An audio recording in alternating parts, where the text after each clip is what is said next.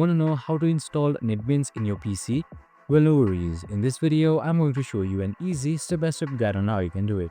It's super simple and under a minute, so let's get straight to it. Now, first things first, simply open up your favorite browser and simply type in NetBeans on your search bar.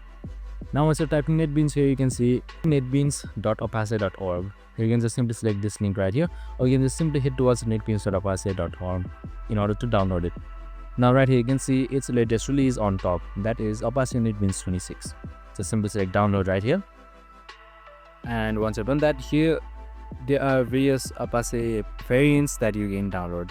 That is binary, which is platform independent, to source, and also previous versions. Like here you can just simply select this right here to visit audio releases, and that's it.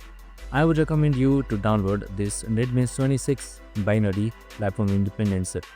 So once I selected it, your downloads will automatically start up, and that's it. Super simple and easy. I hope this video helped. If it did, make sure to like, subscribe, and join with us for more of these videos. See you in the next one.